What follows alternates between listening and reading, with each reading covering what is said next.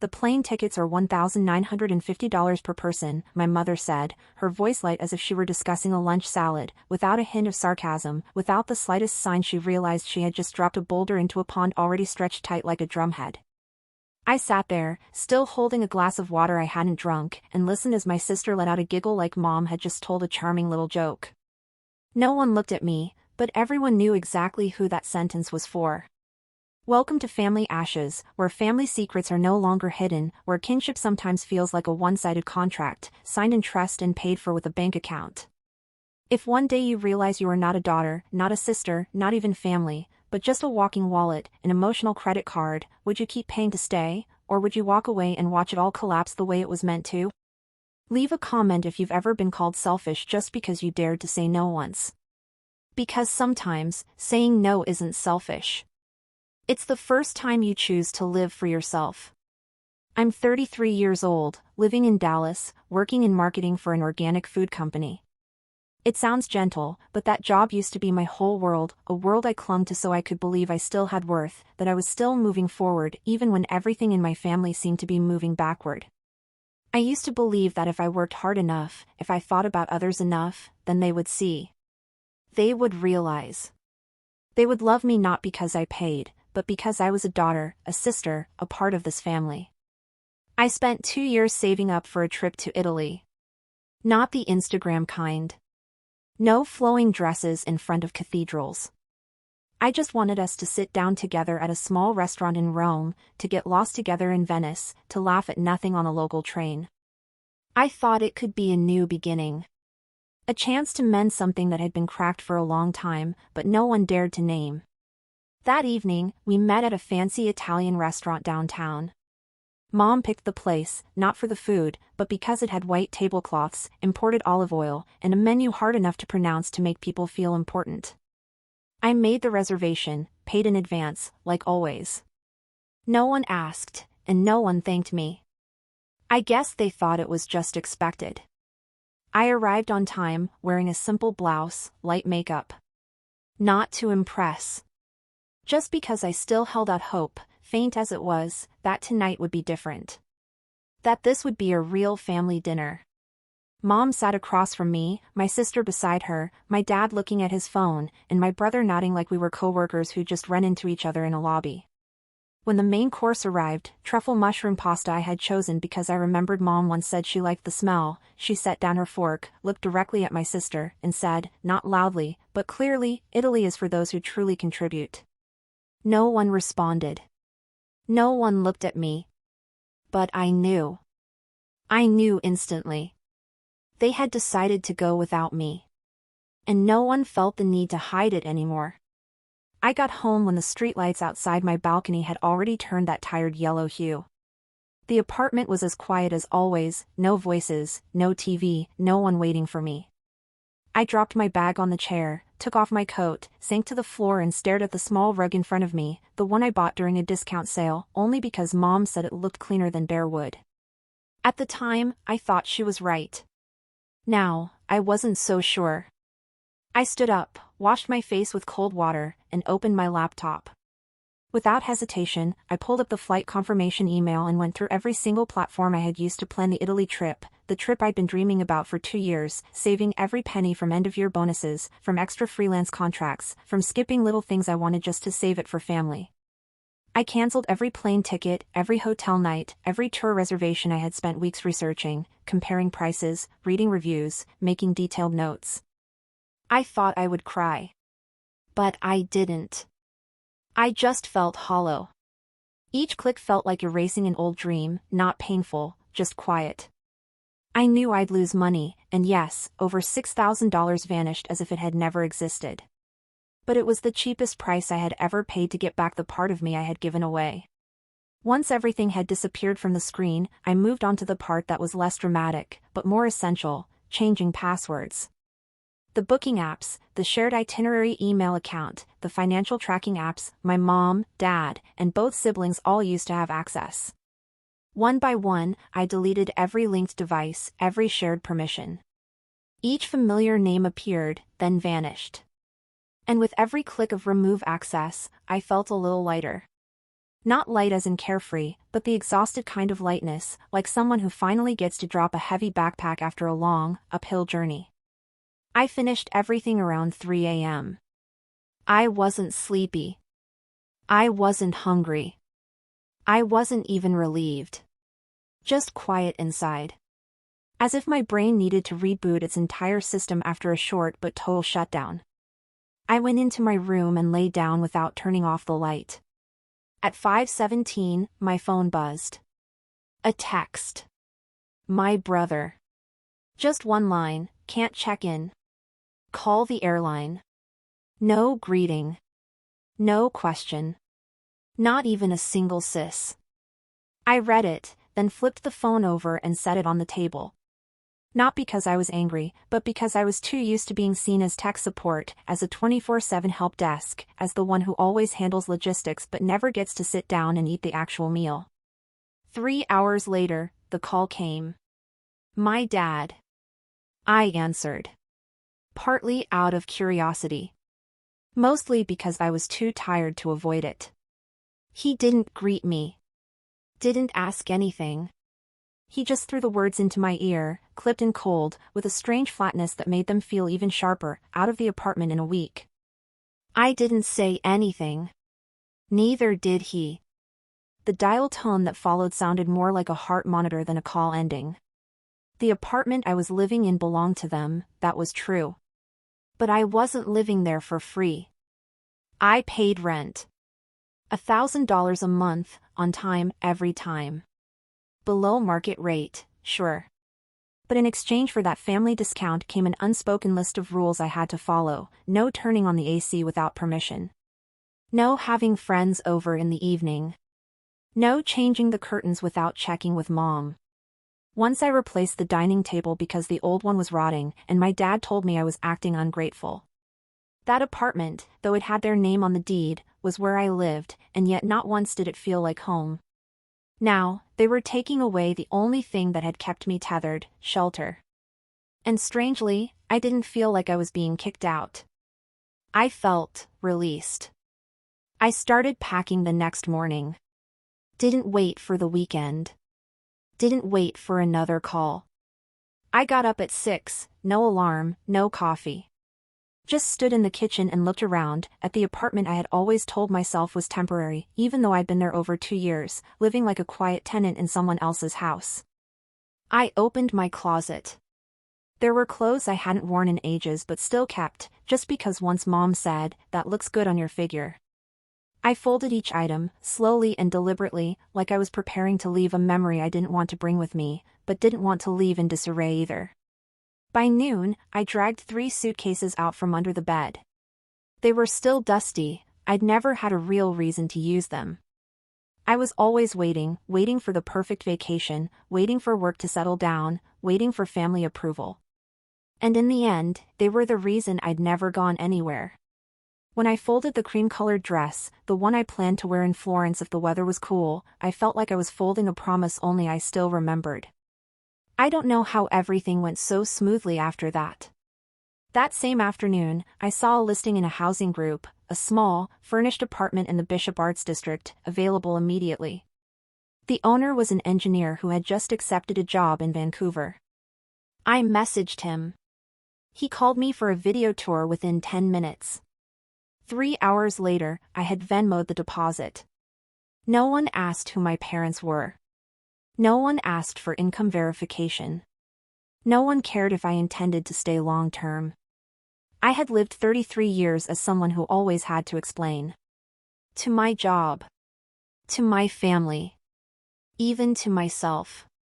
And for the first time, I did something without justifying it to anyone. I moved out in 2 days. So fast I'm not even sure I truly felt the process. I only know that by the evening of the second day, as I was kneeling on the floor of my new apartment, sealing up a box of books with cheap tape I bought at Dollar Tree, I heard a knock on the door. I didn't need to look through the peephole to know who it was. The way people knock when they know they're not welcome, hesitant, but not remorseful, I'd heard it too many times in my life. I opened the door. My mother was in front, holding a container of Danish pastries as if this were a peaceful Sunday morning, as if that phone call 3 days ago, the one telling me to move out, had never happened. My father stood behind her, hands in his pockets, eyes fixed on the wall to my right like he couldn't bear to look me in the face. From her purse, I could hear my sister's voice over speakerphone, a group call. The whole family was in attendance. "We think that," my mother began, and I already knew what she was going to say. Things might have gone too far.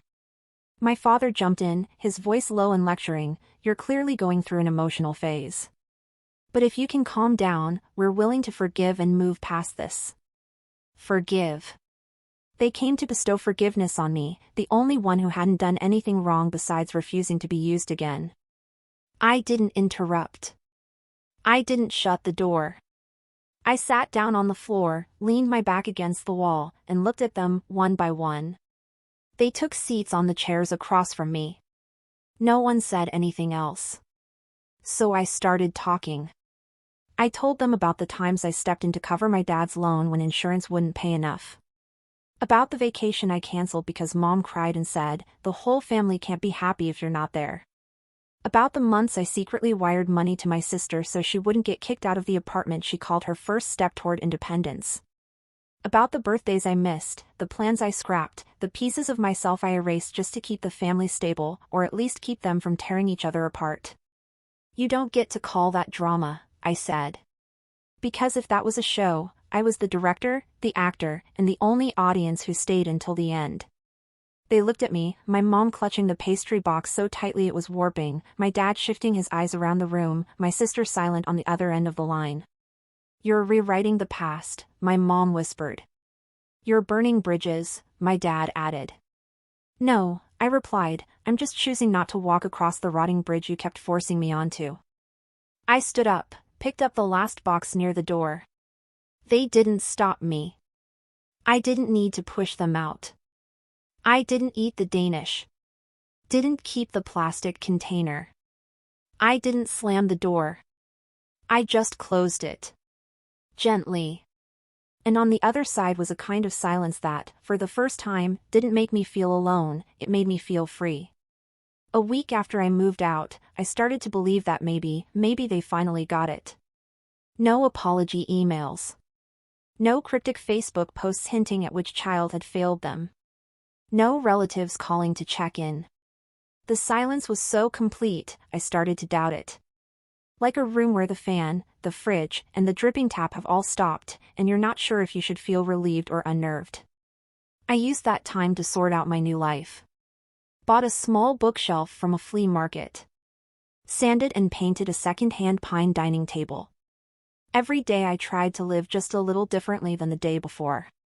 Not drastically, but enough to feel like I was moving forward. I didn't dare call it peace yet. But at least, it no longer felt like a battlefield. Then one Saturday morning, as I was wiping down the windowsill, there was a knock at the door. 3 knocks, hesitant. I walked over without looking through the peephole. I opened the door, and I knew immediately that silence wasn't surrender. It was just a pause, a moment of quiet before the next blow. My younger brother was standing there. Gray hoodie, sunglasses, backpack slung over one shoulder like he was dodging debt or running from something. But his eyes were the same, cold, quiet, and a little confused, like a kid handed a task too heavy for him.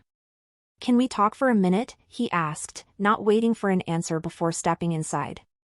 My small apartment barely gave him space, 3 steps and he was already perched on the edge of the sofa I had just reupholstered 2 days earlier. He pulled an envelope from his backpack and placed it on the table like he was presenting a business proposal. I stood still. My hands still dusty from cleaning.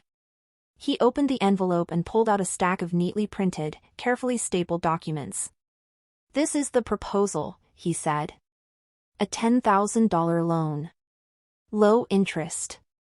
Detailed 12-month repayment plan. Signed by everyone." I didn't touch the papers. Just sat down across from him, silent.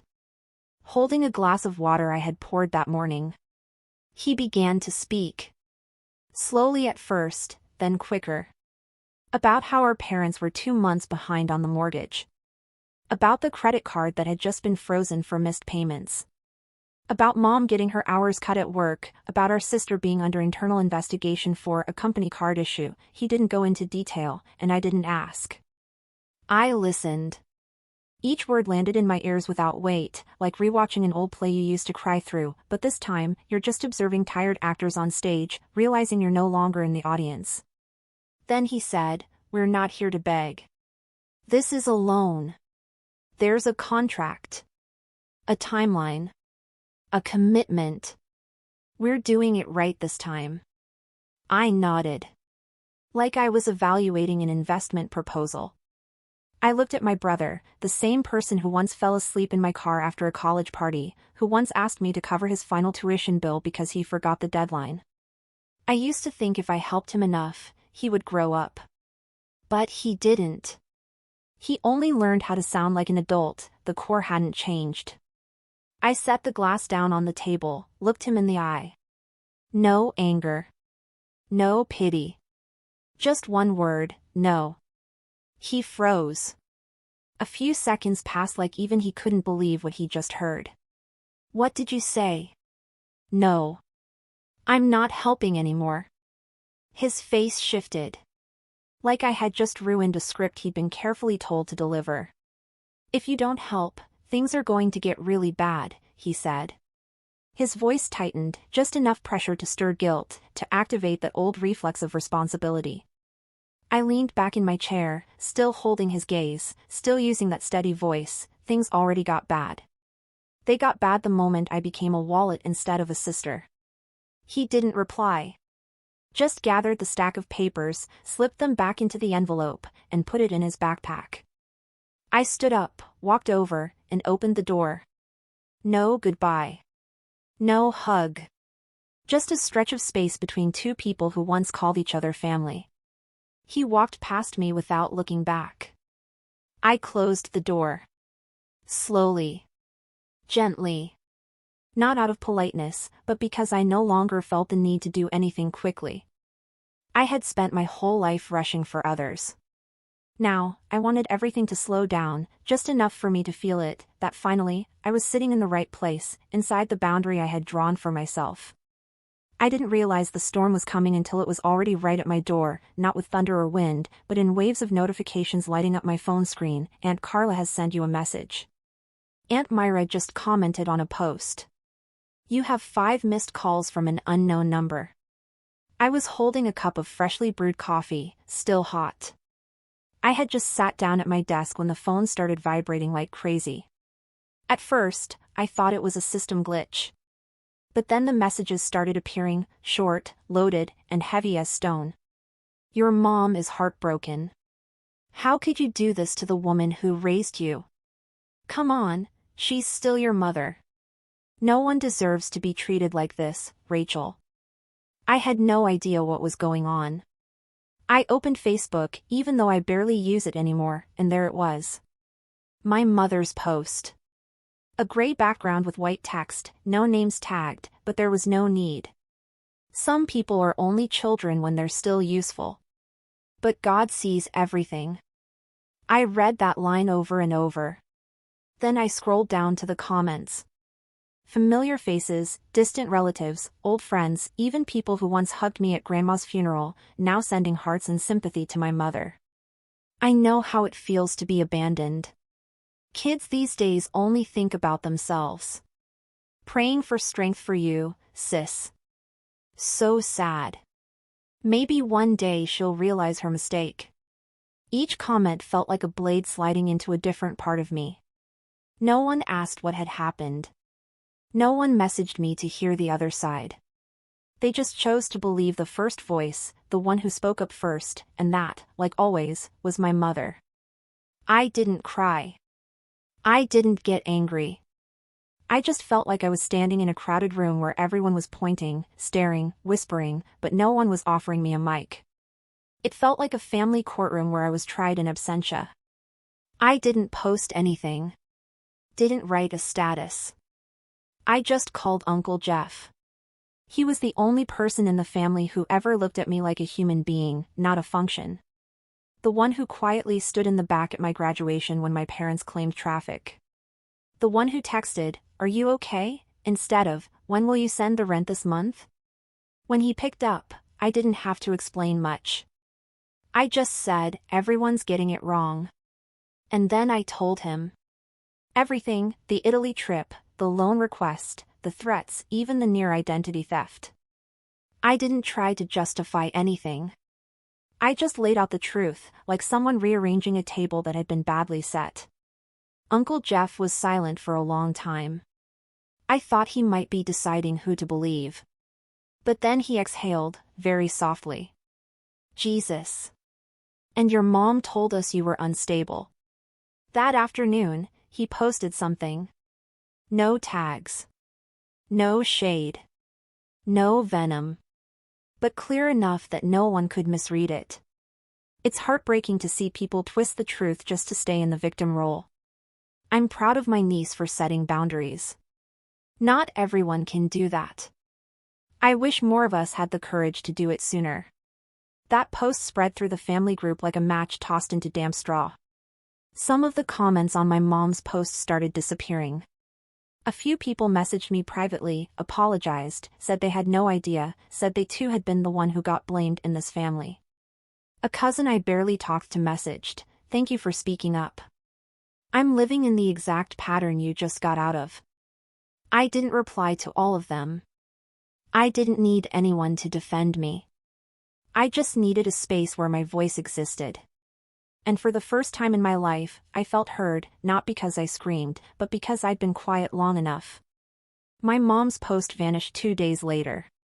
No apology. No correction. No explanation. Just quietly taken down like it had never happened. But I still remember.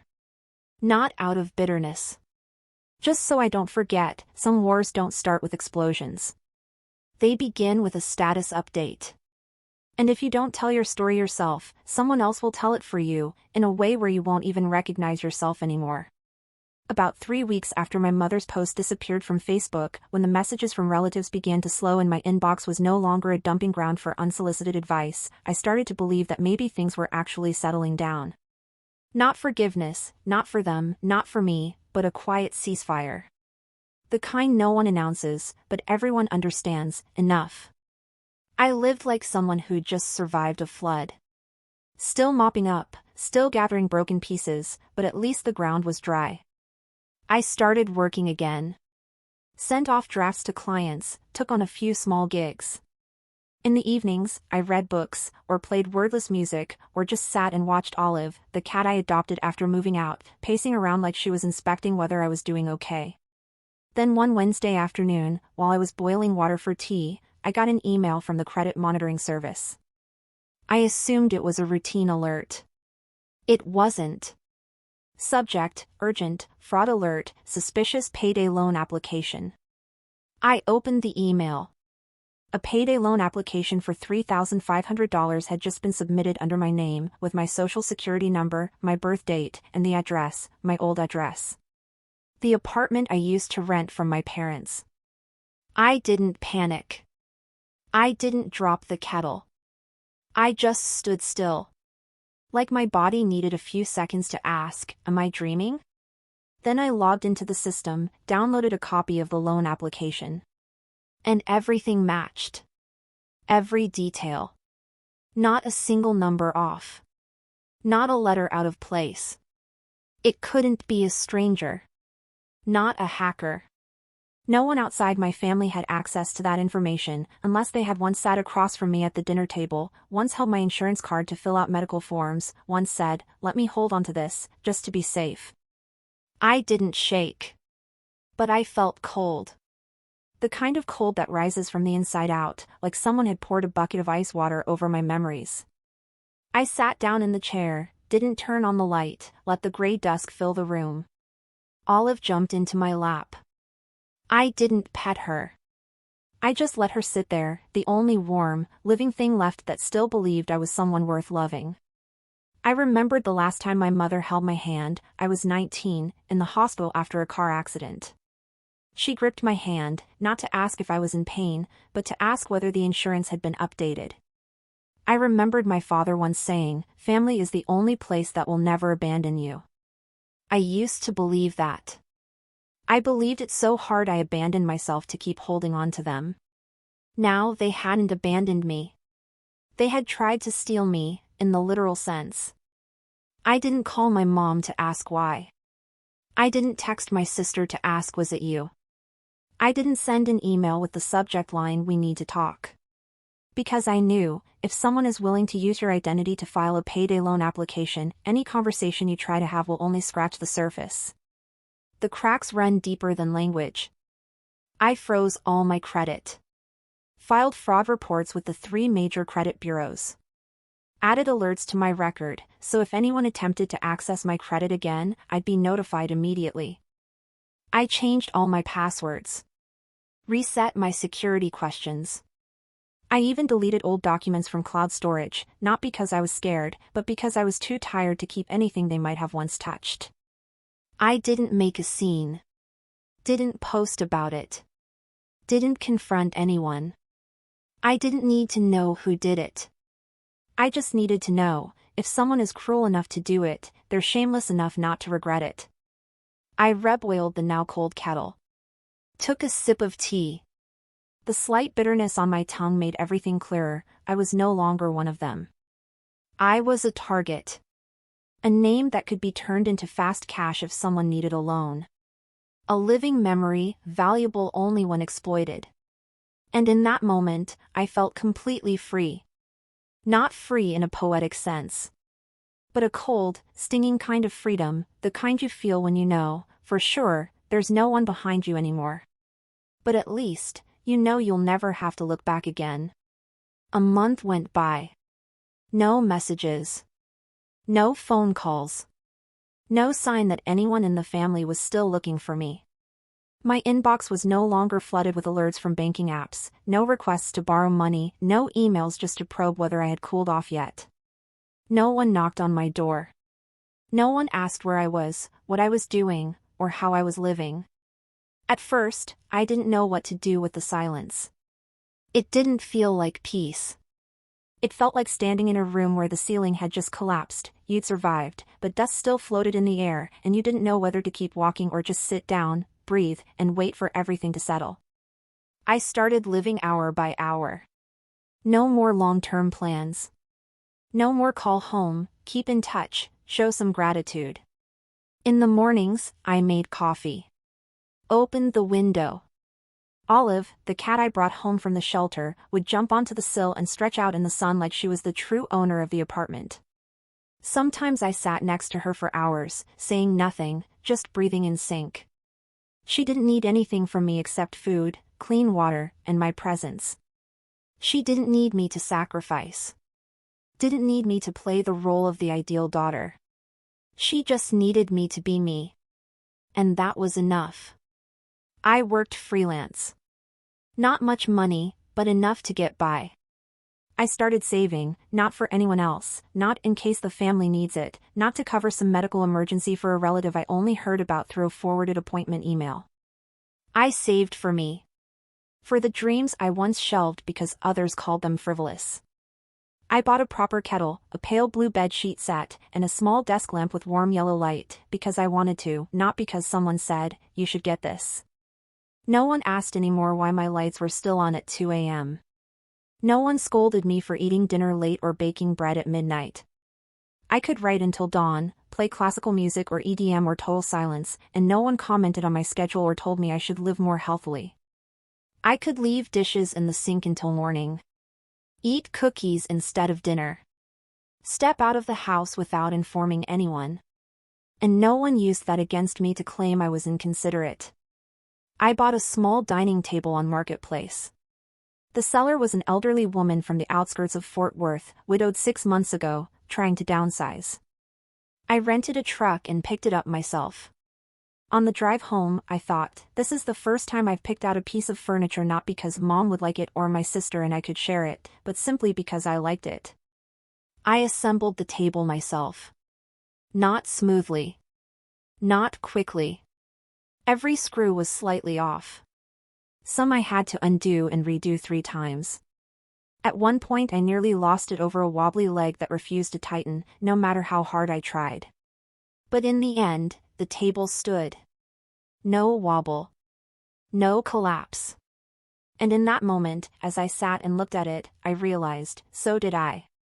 Not perfect. Not precise. Not pretty by everyone's standards. But still standing. I had my first dinner at that table, a plate of cold pasta and a glass of cheap wine. Olive jumped into the chair across from me. I looked at her and laughed to myself, maybe you're the only family I've got left. She meowed once, stretched out her legs across the edge of the table like she agreed. That night, I didn't lock my bedroom door. Didn't leave the hallway light on. Didn't check my phone 3 times before sleeping. I wasn't waiting for a reconciliation message. Wasn't hoping for a call saying we miss you. I didn't need an apology anymore to validate my worth. I don't know what tomorrow will look like. I'm not ready to say I've fully healed. But I do know that, at least right now, I'm no longer living as a supporting character in someone else's story. I no longer sit in my own home feeling like a guest. For the first time in my life, I'm living without asking for permission. And maybe, just maybe, that's what freedom really means.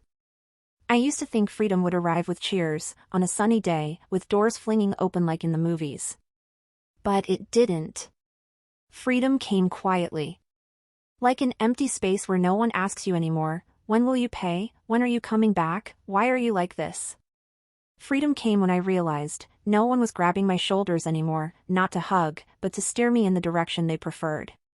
Freedom, for me, was eating dinner without worrying someone would complain. It was no longer having to check my phone at midnight to see if some family emergency needed fixing. It was not having to prove my worth by handing over money, enduring in silence, or keeping the peace at the cost of myself. And I've learned this. If people only love you when you're useful, that's not love. That's a transaction. And transactions can end. You are allowed to end them. No one is born to be the life raft for the entire family, only to be tossed aside once they no longer need to swim. No one is obligated to be the reasonable one to the point of swallowing their own tears just to keep dinner from falling apart. You can forgive. But forgiving doesn't mean returning to the same table where you always pour the water and no one ever invites you to raise a glass.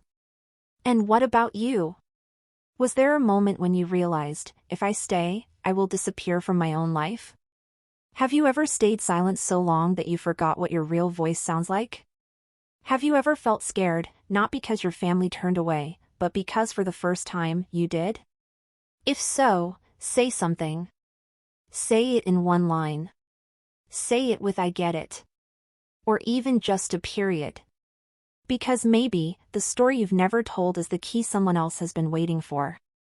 And if you're sitting in a dark room right now, thinking you're the only one who's ever been called ungrateful just for stopping the sacrifice, then welcome to Family Ashes. Here, no one asks you to understand others before you're allowed to live for yourself.